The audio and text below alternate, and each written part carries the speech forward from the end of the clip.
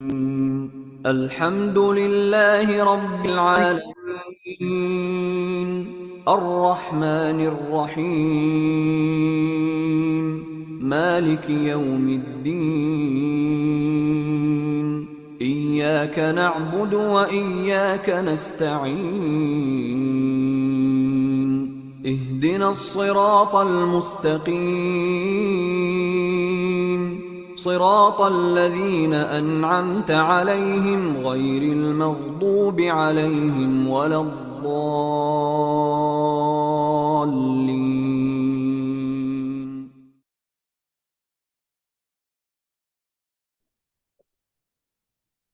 السلام علیکم ورحمۃ اللہ وبرکاتہ۔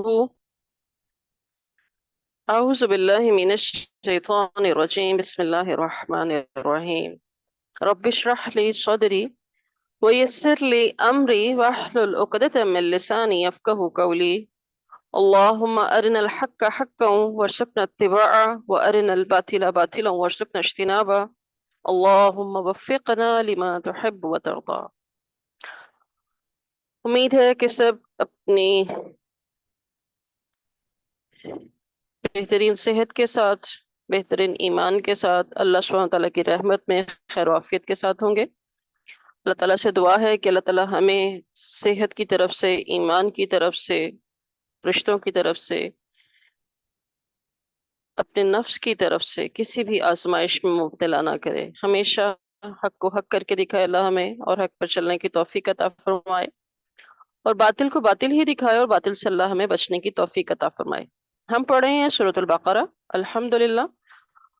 کل کا ہمارا لیسن ہوا تھا، ہم نے جو لفظی ترجمہ کیا تھا آیت نمبر 1 سے 25 تک۔ آج ہمارا لفظی ترجمہ ہوگا آیت نمبر 26 سے 29 تک، پھر انشاءاللہ تعالی ہم آیت نمبر 25 سے 29 تک اس کا معنی و مفہوم بھی دیکھیں گے۔ سب سے پہلے ہم ترجمہ کر لیتے ہیں آیت نمبر 26 سے 29 تک۔ جی، اعوذ باللہ من الشیطان الرجیم۔ ان بے شک اللہ لا یستحیی نہیں شرماتا، ان یضربا کہ وہ بیان کرے، مثلا مثال، ما بعوضتن جو مچھر کی ہو، فما یا جو فوقہا اس سے اوپر کی ہو، فاما الذین تو رہے وہ لوگ، آمنو جو ایمان لائے، فیعلمون وہ جانتے ہیں، انہو بے شک کہ وہ الحق حق ہے، من ربہم ان کے رب کی طرف سے، وَأَمَّا الَّذِينَ اور وہ لوگ کہ جنہوں نے کفروا کفر کیا، فَيَقُولُونَ وہ کہتے ہیں، ماذا کیا، اراد اللہ ارادہ کیا ہے اللہ نے، بہذا ساتھ اس، مثلا مثال کے، یضلو وہ گمراہ کرتا ہے، بھی ساتھ اس کے، کثیرن بہت سوں کو، وَيَهْدِي اور ہدایت دیتا ہے، بھی ساتھ اس کے، کثیرن بہت سوں کو، وما اور نہیں، یضل بھی گمراہ کرتا اس سے، گمراہ ہوتے اس سے، الا الفاسقین مگر نافرمان لوگ، الذین وہ لوگ جو ینقضون توڑ دیتے ہیں، عہد اللہ کا عہد، من بعدی بعد اس کے، میثاقہ پختہ کرنے کے، ویقطعون اور بانٹتے ہیں، ما امر حکم دیا جس کا، اللہ بھی اس سے، ان کے، یوصلہ کہ وہ جوڑے رکھیں، وہ یفسدون اور وہ فساد کرتے ہیں، فی الارض زمین میں، اولئک یہی لوگ، ہم الخاسرون وہ نقصان اٹھانے والے ہیں، کیفا کس طرح، تکفرون تم کفر کرتے ہو، باللہ اللہ کا، تم اور تھے تم، امواتن بے جان یا مردہ، فاحیاکم تو اس نے زندہ تم کو یا زندگی بخشی تم کو، ثم پھر، یمیتکم وہ موت دے گا تمہیں، ثم تحییکم وہ دوبارہ زندہ کرے گا تمہیں، وہ زندہ کرے گا تمہیں،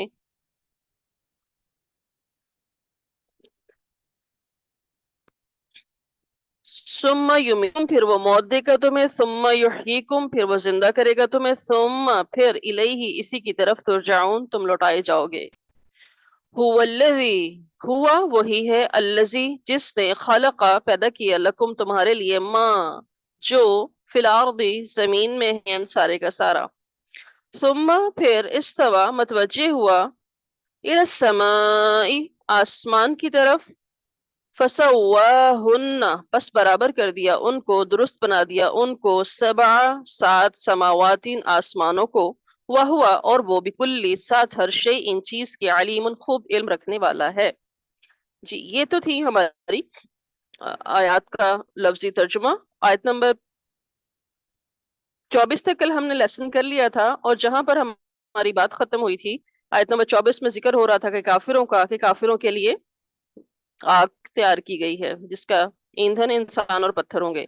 ہم دیکھتے ہیں کہ آیت نمبر 25 کے اندر اللہ سبحانہ و تعالی خوشخبری دے رہے ہیں۔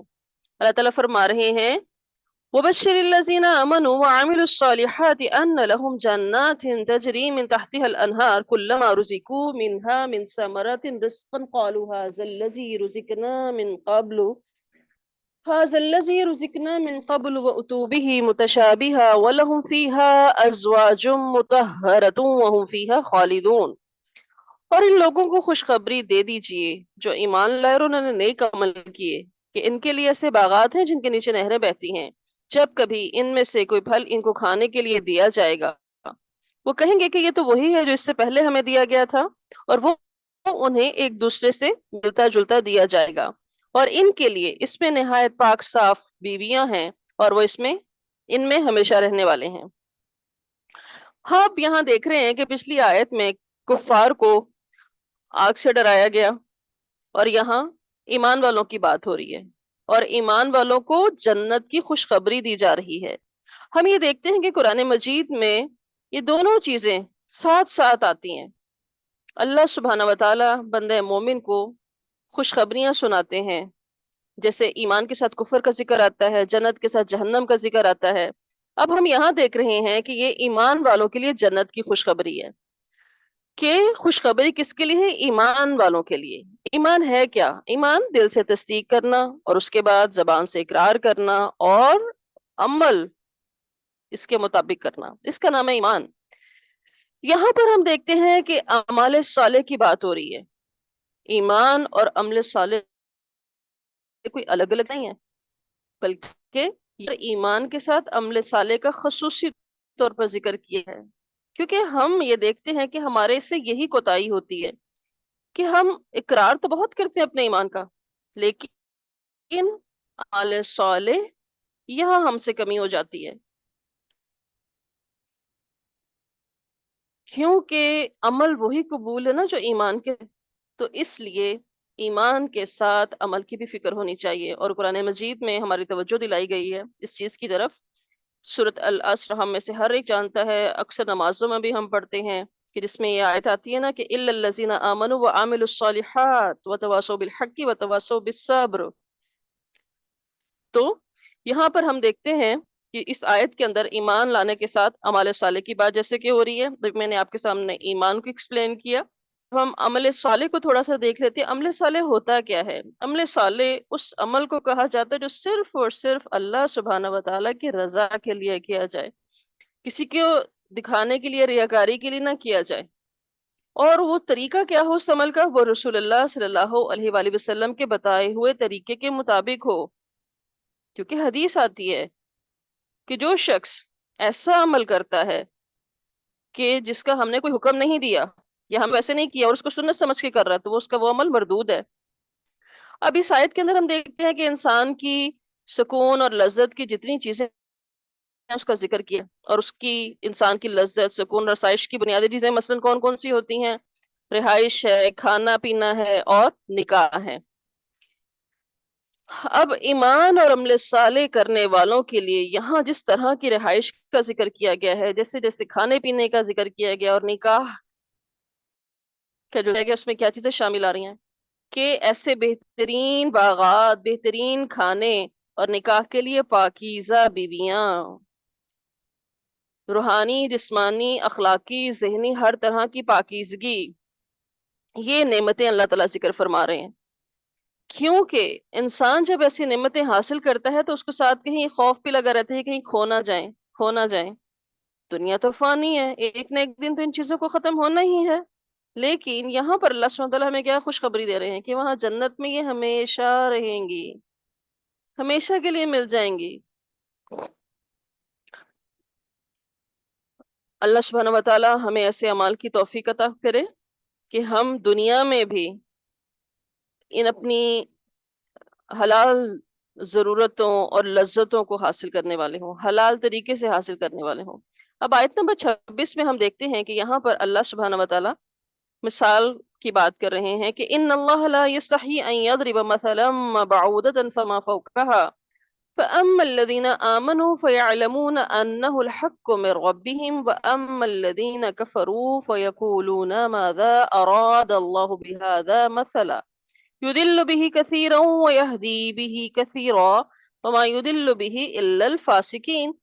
بے شک اللہ نہیں اس بات سے شرماتا کہ وہ کوئی بھی مثال بیان کرے، خواہ وہ مچھر کی ہو پھر اس کی جو اس کے اوپر ہے، بس لیکن وہ لوگ جو ایمان لائے وہ جانتے ہیں کہ وہی ان کے رب کی طرف سے حق ہے، اور رہے وہ لوگ کہ جنہوں نے کفر کیا وہ کہتے ہیں کہ اللہ نے اس مثال کے ساتھ کیا ارادہ کیا ہے۔ وہ اس مثال سے بہت سے لوگوں کو گمراہ کرتا ہے اور بہت سے لوگوں کو اسی سے ہدایت دیتا ہے، اور اس کے ساتھ وہ فاسقوں کے سوا کسی کو گمراہ نہیں کرتا۔ یہاں ہم دیکھتے ہیں کہ اس مثال کو جو پیش کیا جا رہا ہے کفار اور منافقین کے سامنے، کیونکہ کفار قرآن پہ نبی صلی اللہ علیہ وسلم بنا کر، لیکن وہ نہیں لا سکے اور لا سکتے بھی نہیں تھے، تو وہ جب چیلنج کا جواب نہیں دے سکے تو انہوں نے اس بات کو یہ ایشو بنا لیا کہ اتنی چھوٹی سی چیز کتنی بڑی کتاب میں مثال دینے کی کیا ضرورت تھی اللہ تعالیٰ کو۔ تو اللہ سبحانہ و تعالیٰ تو اللہ ہے، وہ تو کسی بھی چیز کو بطور مثال پیش کر سکتا ہے، اور اللہ سبحانہ و تعالیٰ حق بات کہنے سے، جو صحیح چیز ہے وہ پہنچانے سے بالکل شرم نہیں کرتا، بالکل حیا نہیں کرتا، کیونکہ حیا انسان کو سیکھنے کے عمل سے روک دیتی ہے، خصوصاً علم کی حیا۔ اب یہاں پر مکھی مکڑی مچھر وغیرہ جس کو ہم قابل تناع بھی نہیں سمجھتے، ویلیو بھی نہیں دیتے اس کو، تو اللہ سبحانہ کی تو ساری و تعالیٰ کی تو یہ چیزیں ساری چیزیں اسی کی تخلیق ہے، وہ چاہے تو جس چیز سے مرضی مثال دے دے۔ اللہ سبحانہ و تعالیٰ کی یہ شان ہے، یہ اللہ کی قدرت ہے کہ وہ چھوٹی سے چھوٹی جو دنیا میں موجود ہے وہ اللہ سبحانہ و تعالیٰ کی قدرت کا شاہکار ہے، اور بات سمجھانے کے لیے ہی تو مثال دی جاتی ہے، اور چھوٹی مخلوق کی مثال زیادہ موضوع ہے کہ چھوٹی سی آسان سی چیز سے بات سمجھائی جا سکتی ہے۔ اب یہ جو فاسق ہوتے ہیں، فاسقوں کا کام کیا ہوتا ہے؟ یہ حد سے گزر جاتے ہیں۔ اب یہاں پر اگلی آیت میں فاسقوں کی کوالٹیز بتائی ہیں کہ الذین ینقضون عہد اللہ من بعد میثاقہ ویقطعون ما امر اللہ بہ ان یوصل ویفسدون فی الارض اولئک هم الخاسرون۔ وہ لوگ جو اللہ کے عہد کو اس کے پختہ کرنے کے بعد توڑ دیتے ہیں اور اس چیز کو کاٹتے ہیں، قطع کرتے ہیں جس کے متعلق اللہ نے حکم دیا کہ اس کو ملایا جائے، اور فساد کرتے ہیں، یہی لوگ خسارہ پانے والے ہیں۔ اب یہاں پر پیچھے بات ہوئی تھی نا آیت کے اندر کہ وہ اعتراض کر رہے ہیں کہ اللہ نے یہ مچھر کی مثال کیوں دی ہے، تو کسی بھی مثال سے ہم نے یہ دیکھا کہ ایمان والے تو اس کو دیکھ کے مثال کو کہتے ہیں اور ایمان بڑھ جاتا ہے، لیکن وَأَمَّا الَّذِينَ كَفَرُوا فَيَقُولُونَ مَاذَا أَرَادَ اللَّهُ، اعتراضات وہی نکالتے ہیں، ایمان نہیں بڑھنے دیتے، اور پھر اعتراضات نکالتے نکالتے فاسق کے درجے پہ آ جاتے ہیں۔ اور فاسقوں کی اگلی آیت میں یعنی 27 میں مین کوالٹیز کیا بتایا جا رہی ہیں کہ کتاب سے مثال سے ہدایت حاصل کرنے کے بجائے گمراہی کا شکار ہونے والی یہ فاسق، ان کی مین نشانیاں کیا ہیں کہ عہد کو توڑنا، اللہ کے ساتھ کیے ہوئے عہد کو توڑنا، رشتہ داری اور دوسرے تعلقات کو نہ، اور زمین میں فساد کرنا۔ اللہ کے ساتھ عہد کو توڑنا کیا ہے؟ عہد الست، اللہ نے ساری مخلوق سے عہد دیا تھا نا، الست بربکم، لیکن یہود و نصارہ نے یہ توڑ دیا، انسانوں میں سے اکثریت نے جو ایمان نہیں لائی یہ توڑ دیا کہ ہاں ہم اللہ کا حق دیں گے۔ آج ہم اتنے انسانی حقوق کی بات کرتے ہیں، وہ رب جو ساری کائنات کا خالق اور مالک ہے، اس کا حق ہم کتنا ادا کرتے ہیں؟ اس کا حق ادا کرنے کی ہمیں کوئی فکر نہیں ہے۔ جیسی عبادت کا حق ہے اللہ کے لیے، کیا وہ عبادت میں اور آپ کر رہے ہیں؟ اس کے بعد ہم دیکھتے ہیں اور انہوں نے کیا کیا، یہود و نصارہ نے وہ عہد توڑ دیا کہ جو ان کی کتابوں میں بتایا گیا تھا نا کہ نبی صلی اللہ علیہ وآلہ وسلم آئیں گے، ان پر ایمان لانا ہے، لیکن انہوں نے اس کو توڑ دیا۔ اور کفار قریش نے کیا کیا؟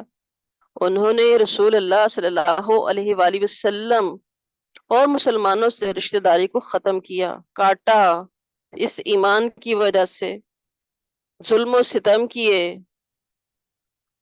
اور منافقین یہ بھی زمین میں فساد مچاتے رہے۔ اور یہ تینوں چیزیں کافروں کے تمام گروہوں میں پائی جاتی ہیں، اور کافر کو ہوتا کون ہے؟ انکار کرنے والا۔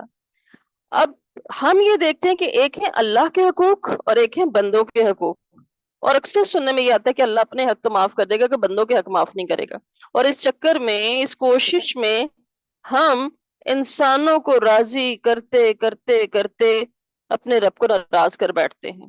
لیکن ہمیں ایک بات ہمیشہ یاد رکھنے کی ضرورت ہے کہ خالق کی نافرمانی میں مخلوق کی اطاعت نہیں کرنی۔ مخلوق کے ساتھ جب تک تعلقات اور چیزیں بیسٹ اور بہتر رہیں گی، جب تک وہ اللہ سبحانہ وتعالیٰ کی مرضی کے خلاف نہیں جا رہی ہیں۔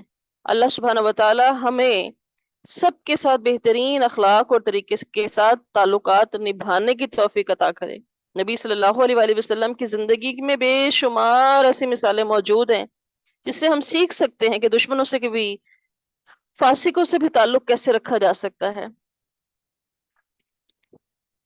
اگلی آیت میں ہم دیکھتے ہیں کہ کیف تکفرون باللہ وکنتم امواتا فاحیاکم ثم یمیتکم ثم یحییکم ثم الیہ ترجعون۔ کیفا، کس طرح، کیسے تم اللہ کے ساتھ کفر کرتے ہو، کیسے اس اللہ کا انکار کرتے ہو، وکنتم امواتا، تم تو مردہ تھے، بے جان تھے، فاحیاکم، تو اس نے تمہیں زندگی بخشی، پھر وہ تمہیں موت دے گا، پھر تمہیں زندہ کرے گا، اور پھر تم اسی کی طرف لوٹائے جاؤ گے۔ ہم دیکھ رہے ہیں کہ ہمارا جو لیسن شروع ہوا تھا آیت نمبر 21 سے، یا ایھا الناس اعبدوا ربکم، اللہ کی عبادت سے، توحید کے ساتھ بات شروع ہوئی تھی، اور یہاں پر یہ جو سٹارٹ ہو رہی ہے نا آیت، کیف تکفرون، اتنی اللہ کی کاریگری، اللہ کی تخلیقات، اللہ کا رحم، اللہ کا کرم، سب جانتے بوجھتے، اللہ کو اس کا حق نہیں دیتے۔ تم تھے کیا؟ تم تو مردہ تھے، کچھ بھی نہیں تھے، اس نے تو تمہیں اس وقت زندگی دی جب تم بے جان تھے، کوئی وجود ہی نہیں تھا، کوئی جانتا ہی نہیں تھا تمہیں، اور وہی تو ہے جو تمہیں موت دے دے گا۔ تو یہ زندگی اور موت کا یہ جو سلسلہ ہے، یہ اللہ سبحانہ وتعالیٰ کے وجود کی دلیل ہے، اور اس بات کی دلیل ہے کہ وہی ایک اکیلا موت بھی دے سکتا ہے اور زندگی بھی دے سکتا ہے، اور وہ قیامت کے دن دوبارہ زندہ کر کے اپنے سامنے حاضر کرنے کی قدرت بھی رکھتا ہے۔ اس اللہ کا انکار کرتے ہو، اس اللہ کے حق میں کمی کرتے ہو، اس اللہ کو عزت نہیں دیتے، ما قدر اللہ حق قدری ہی، اپنی عزت کا تو بڑا خیال ہے۔ وہ دین جو اس رب نے دے کر بھیجا ہے، جو اس کے تقاضے ہیں، وہ دین کہ جس کو اپنے جسم کے اوپر لاگو کرنا ہے، اپنے دماغ کے اوپر لاگو کرنا ہے، اپنے دل کے اوپر لاگو کرنا ہے، کیا میں اس کے لیے کوئی کام، کوئی کوشش کر رہی ہوں؟ یہ قرآن مجید کا ہر حرف جو میں پڑھ رہی ہوں، کس لیے پڑھ رہی ہوں؟ صرف یہ کہنے کے لیے کہ ہاں میں نے ترجمہ تفسیر پڑھ لیا، یا اس کو اپنے زندگی کا حصہ بنانے کے لیے، اپنے رب کی پہچان کے لیے، اس کے ساتھ اپنے تعلق کو بہتر کرنے کے لیے، لوگوں کے ساتھ اپنے تعلقات کو بہتر کرنے کے لیے، کہ میرے تعلقات میں، میرے معاملات سے جھوٹ نکل جائے، ریاکاری نکل جائے، بغض نکل جائے، حسد نکل جائے، خیر خواہی آ جائے، تحمل آ جائے، اللہ سے ڈرتے ہوئے معاملہ کرنا آ جائے۔ فاسقوں کی مثال کیوں دی جا رہی ہے؟ اسی لیے تو دی جا رہی ہے کہ اگر ہم ایمان کا دعویٰ کرتے ہیں اور ایمان کے دعوے کے ساتھ عمل صالح کرنا چاہتے ہیں، تو ہمیں اپنے اعمال کو چیک کرنا پڑے گا، کہیں وہ کافر، فاجر، فاسق کی کیٹیگری میں تو نہیں آ رہے۔ آگے اللہ تعالیٰ فرما رہے ہیں آیت نمبر 29 میں، هو الذی خلق لکم ما فی الارض جميعا ثم استوى الى السماء فسواهن سبع سماوات وَهُوَ بِكُلِّ شَيْءٍ عَلِيمٌ، وہی ہے جس نے زمین میں جو کچھ ہے سب کا سب تمہارے لیے پیدا کیا، پھر آسمان کی طرف متوجہ ہوا، بس انہیں درست کر کے 7 آسمان بنا دیا، اور وہ ہر چیز کو خوب جاننے والا ہے۔ اللہ تعالیٰ اب مزید احسانات کا ذکر کر رہے ہیں۔ پیچھے تو انسان کے وجود پہ بات ہوئی نا، کیسے انکار کرتے اور اللہ کا، یہاں کیا احسان ہے کہ زمین میں جو کچھ بھی ہے وہ اللہ وحدہ لا شریک نے پیدا کیا، کیونکہ پیدا وہی کر سکتا ہے۔ اور کس لیے پیدا کیا ہے؟ تمہارے لیے۔ کس نے کہہ دیا کہ دین میں رہبانیت ہے، دین کی طرف آئیں گے تو دنیا چھوٹ جائے گی؟ اللہ تعالیٰ تو کہہ رہے ہیں کہ زمین میں جو کچھ ہے تمہارے لیے بنایا ہے، اور پھر آسمانوں کو درست کر کے اس کو 7 آسمان بنا دیے۔ ایسے اللہ کا انکار کرتے ہو، ایسے اللہ کے حق میں کمی کرتے ہو؟ زمین کا فرش، آسمان کی چھت، عزت کیا نہیں دیا اللہ نے؟ اللہ سبحانہ و تعالیٰ کے پاس ہر چیز کا علم ہے۔ وَهُوَ بِكُلِّ شَيْءٍ عَلِيمٌ، وہ خوب جانتا ہے جو چھپا ہوا اندر ہمارے بغض ہے، نفاق ہے، اللہ کی مرضی کے خلاف انکار ہے، اللہ سب جانتا ہے۔ تو ہمیں سوچنے کی ضرورت ہے ہم اپنا انجام کیسا چاہتے ہیں، ہم اللہ سبحانہ و تعالیٰ کے ہاں کیسے اس سے ملاقات کرنا چاہتے ہیں۔ اور ہم یہ دیکھتے ہیں کہ زمین میں جو کچھ بھی موجود ہے وہ بیسیکلی انسان کے فائدے کے لیے ہے۔ اب ہم یہ بھی دیکھتے ہیں کہ زمین میں جو کچھ موجود ہے وہ انسان کے فائدے کے لیے ہے، اور اگر وہ فائدے کی چیزیں حرام طریقے سے حاصل کریں گے ہم لوگ تو ہی نقصان دہ بن جائیں گی۔ تو چیز زمین میں جو چیز موجود ہے اس میں سے ہر وہ چیز جس کو اللہ سبحانہ و تعالیٰ نے ہمارے لیے حلال کیا ہے اس کو اللہ اور اس کے رسول کے حکم کے مطابق ہی استعمال کرنا ہوگا۔ اس کا مطلب یہ نہیں کہ زمین ہمارے لیے بنا دی ہے تو ہم جیسے چاہیں جی لیں۔ اس زمین میں ہر نعمت سے فائدہ اٹھانے، ہر آسائش سے اپنے آپ کو سکون دینے کے جو طریقے ہمیں قرآن و سنت بتاتی ہے ہمیں وہی اختیار کرنے پڑیں گے، اور وہی ہمیں اختیار کرنے چاہیے۔ یہ حق ہے اللہ سبحانہ و تعالیٰ کا کہ ہم ایسا کریں۔ اگر ہم ایسا نہیں کرتے تو ہم کس والی لسٹ میں آ جائیں گے؟ اللہ سبحانہ و تعالیٰ ہم سب کے حالات پہ رحم کرے اور ہمیں اس چیز کی توفیق عطا فرمائے کہ ہم اللہ سبحانہ و تعالیٰ کی عبادت کا حق ادا کرنے والے ہوں۔ ہمارا کل کا لیسن جو شروع ہوا تھا آیت نمبر 21 سے، اللہ کی عبادت سے، کہ ساری انسانیت کو خطاب تھا کہ اللہ کی عبادت کرو، اور اس کے بعد کافروں کی بات ہوئی، ایمان والوں کی بات ہوئی، اور آج جیسے ہم نے فاسقوں کی بات بھی تو پڑھی ہے نا، کہ جو عہد توڑتے ہیں، رشتوں کو توڑتے ہیں۔ اللہ سبحانہ و تعالیٰ اس چیز سے ہر ایک کو محفوظ رکھے۔ ایک چیز جو ہم ڈسکس کرنا چاہیں گے کہ ہم نے کل آیت نمبر 24 میں یہ بات پڑھی کہ آگ پتھروں سے اور انسانوں سے جلائی جائے گی۔ دنیا میں بہت سارے انسان پتھروں سے خدا بنا کر پوچھتے ہیں، وہ تو دنیا میں کچھ نہیں دے سکتے تو آخرت میں کیا دیں گے؟ اور ہم یہ دیکھتے ہیں کہ اس دنیا کے اندر آیت نمبر یہ جو ہم نے پڑھی ہے فاسقین کے بارے میں کہ وہ رشتوں کو توڑتے ہیں اور زمین میں فساد کرتے ہیں، کہ انسان جب اللہ سبحانہ و تعالیٰ کی اطاعت نہیں کرتا نا، کیونکہ بات عبادت سے شروع ہو رہی ہے، اطاعت سے شروع ہو رہی ہے، جب انسان اللہ کی اطاعت نہیں کرتا، اللہ کی عبادت کا حق ادا نہیں کرتا تو کیا ہو جاتا ہے؟ وہ باغی ہو جاتا ہے۔ پھر وہ اپنے آگے کسی کو برداشت نہیں کر سکتا، وہ کسی کی نہ نہیں سن سکتا۔ جب وہ نہ نہیں سن سکے گا تو لا محالہ کچھ نہ کچھ ایسا وہ ضرور کرے گا اپنے سامنے والے کے ساتھ جس سے اس کا نقصان ہو، کہ جس سے وہ اس سامنے والے کا حق ختم مار دے، اس کو نقصان دے دے۔ فساد فی الارض کی بات ہو رہی ہے نا یہاں پر۔ تو آج لوگوں میں جب اس بات کا احساس ہی نہیں کہ عبادت انسان کو کیا بنا دیتی ہے، اور انسان کی اپنی ذات، اپنی مرضی سب سے اوپر ہو جائے تو انسان پھر دوسرے کو انسان نہیں سمجھتا، پھر وہ کسی کا حق مارنے میں کوئی شرم محسوس نہیں کرتا، اور یہی چیزیں دوسروں کے حق تلفی، ظلم کا بڑھتے چلے جانا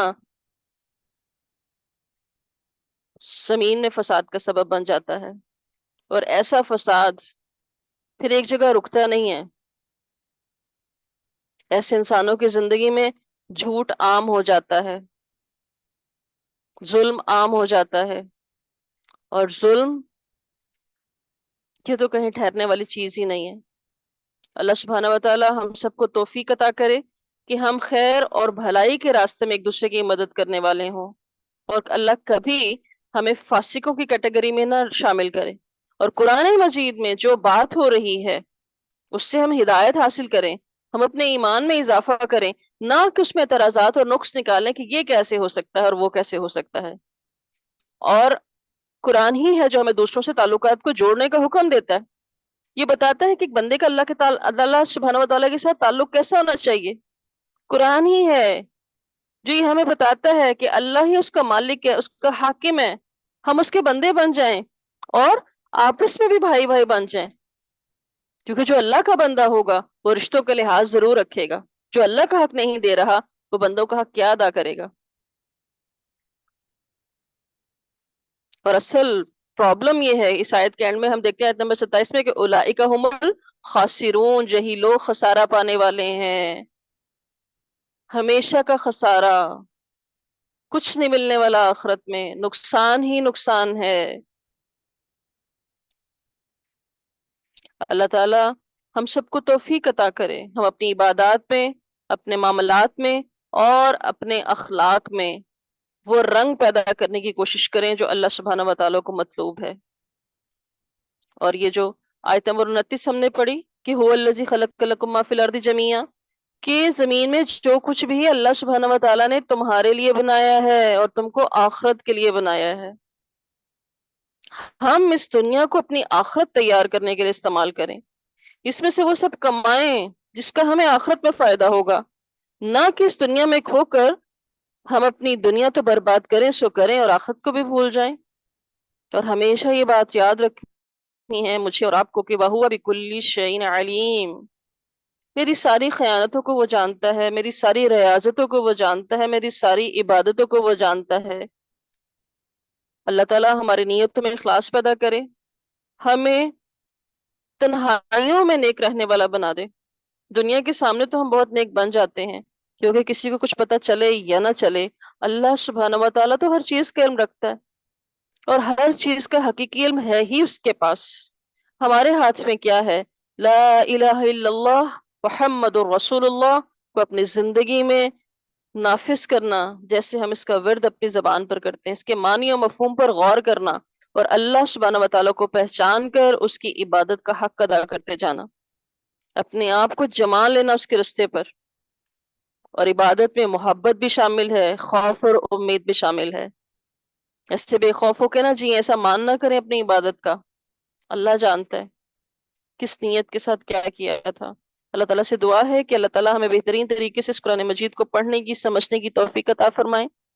اللہ تعالیٰ ہماری اصلاح فرما دیں، ہمارے کاموں کو آسان فرما دیں، اس علم کے راستے میں ہمارے لیے جو بھی چیز رکاوٹ بن رہی ہے اللہ تعالیٰ اپنی رحمت خاص سے اس کو دور کر دیجئے۔ الہی ہمیں اس کام کو بہترین کی طریقے سے کرنے کی توفیق عطا فرمائیے۔ اللہ تعالیٰ ہمارے ارادوں میں پختگی اور مضبوطی عطا فرمائیے۔ الہی ہمیں ہمارے نفس کے شر سے بچا لیجئے، الہی شیطان کی اکساہٹوں سے بچا لیجئے۔ یا حی یا قیوم برحمتک استغیث فاصلح لی شأنی کلہ فلا تکلنی الی نفسی طرفۃ عین، اللہم احسن عاقبتنا فی الامور کلہا واجرنا من خزی الدنیا وعذاب الاخرہ، لا حول ولا قوة الا باللہ العلی العظیم۔ الہی ہم سب کو حرف بحرف اس قرآن مجید کو بہترین طریقے سے پڑھنے کی، سمجھنے کی اللہ تعالیٰ توفیق عطا فرما دیجئے۔ الہی ہمارے دل کے دروازے کھول دیجئے اس کتاب کے لیے، الہی ہماری آنکھوں کو وہ بصیرت نصیب فرما دیجئے، ہم اخلاص کے ساتھ اس کتاب کو اپنی زندگی میں شامل کریں، جس سے ہماری دنیا پرسکون ہو سکے، ہماری موت کا سفر آسان ہو سکے، اور ہماری قبر کی زندگی بہترین ہو سکے۔ الہی آخرت میں ہم آپ کے سامنے آپ کی رضامندی کو حاصل کر سکیں اور آپ کا دیدار ہمارا مقدر بن سکے۔ اللہ تعالیٰ نبی صلی اللہ علیہ وآلہ وسلم کی ذات کی پہچان، آپ کے اسوہ حسنہ پہ چلنے کی توفیق مانگتے ہیں ہم آپ سے۔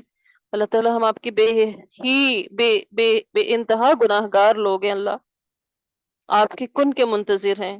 الہی ہماری اصلاح فرما دیجئے، ہماری ذات میں تحمل عطا فرما دیجئے۔ الہی آپ کی شان بلند ہے، آپ کا نام بلند ہے، ذل جلالی والاکرام ہے، الرحیم الغفور ہے، الودود المجیب ہے۔ الہی ہم پر رحم فرما دیجئے۔ ربنا تقبل منا انك انت السميع العليم وتب علينا انك انت التواب الرحيم، وصلی اللہ تعالی علی خیر خلقہ محمد وآلہ وصحبہ اجمعین برحمتک یا ارحم الراحمین۔ الہی آمین ثم آمین۔ السلام علیکم ورحمۃ اللہ وبرکاتہ۔ اب میں سے کوئی سوال کرنا چاہتا ہے یا کوئی کنفیوژن کسی کو رہ گئی ہے آج کی کلاس میں تو وہ سوال کر سکتا ہے پلیز۔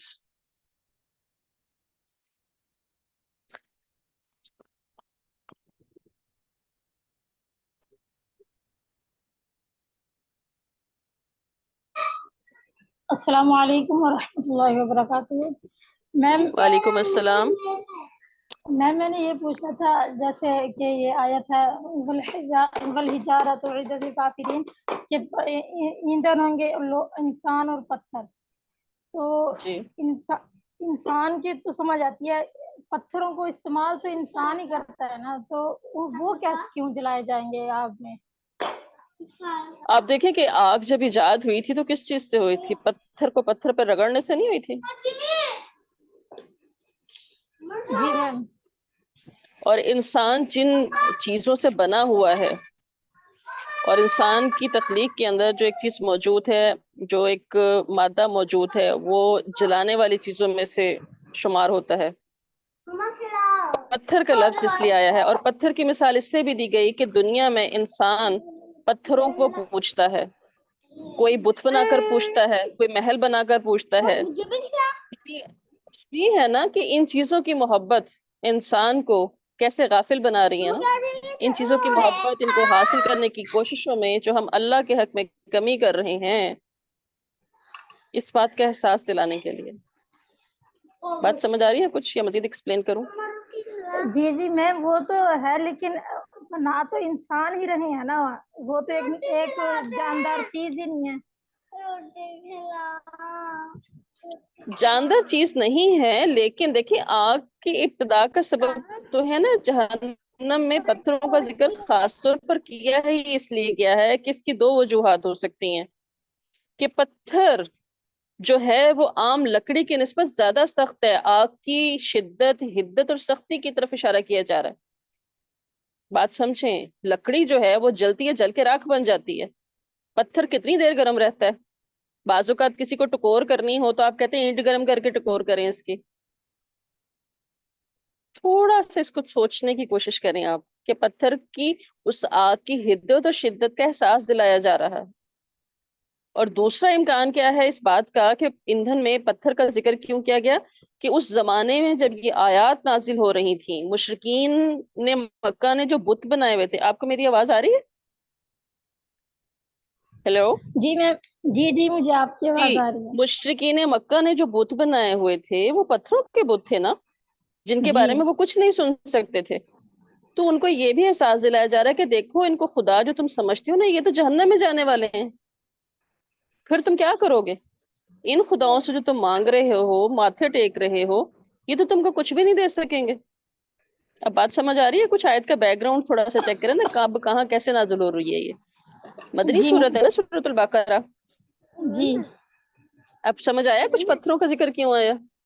جی چلیں الحمدللہ۔ کوئی اور سوال کسی کا؟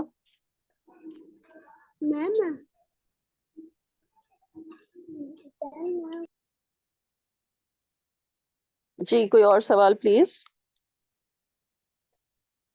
کوئی اور کچھ کہنا چاہیں سوال کے السلام بنا بھی؟ علیکم ورحمۃ اللہ وبرکاتہ۔ وعلیکم السلام ورحمۃ اللہ۔ جی یہ فاسق پہ آپ تھوڑا سا اور ڈیٹیل میں بتا سکتی ہیں، فاسقین پہ؟ جی جی جی بالکل انشاءاللہ تعالیٰ۔ ایکچولی دیکھیں، میں جو تفسیر آپ لوگوں کو کروا رہی ہوتی نا، معنی مفہوم مختصر سا، وہ اس لیے کروا رہی ہوتی ہوں کہ ہمارے وقت کی ایک جی تو جی کمی ہے، اور دوسرا یہ کہ بیسک انڈرسٹینڈنگ آ جائے۔ باقی تفسیر تو اس کے بارے میں بہت ڈھیر ساری ملتی ہے۔ جی میں انشاءاللہ تعالیٰ بتا سکتی ہوں۔ ابھی آپ کو مین جی اس آیت میں سے کیا سمجھ آیا کہ ان کی 3 نشانیاں بتائی جا رہی ہیں، یہی بتایا گیا نا؟ جی فاسق کی 3 نشانیوں میں ہاں سے جی پہلی نشانی کیا ہے اس کی؟ عہد کو توڑتا ہے اللہ کے ساتھ کیے گئے، ٹھیک ہے، رشتوں کو کاٹتا ہے، جی حقوق اللہ پورے نہیں کرتا، حقوق العباد پورے نہیں کرتا. یعنی آپ یہی جاننا چاہ رہی ہیں نا کہ کیسے پتا چلے کہ فاسق کیسا ہوتا ہے؟ یہی جاننا چاہ رہی ہیں نا؟ جی جی ہلو جی. اب اس میں جو جی مین جی چیز آ میں رہی ہے ایک وہ منٹ میں اللہ کا رکھوں. حق نہیں دیتا، وہ اللہ کا حق نہیں دیتا. دوسرا کام وہ کیا کرتا ہے کہ وہ لوگوں کا حق نہیں دیتا. لوگوں میں سب سے پہلا حق انسان کے قریب سے قریب رشتے کا، پھر اس کے بعد مزید آگے بڑھتے چلے جائیں.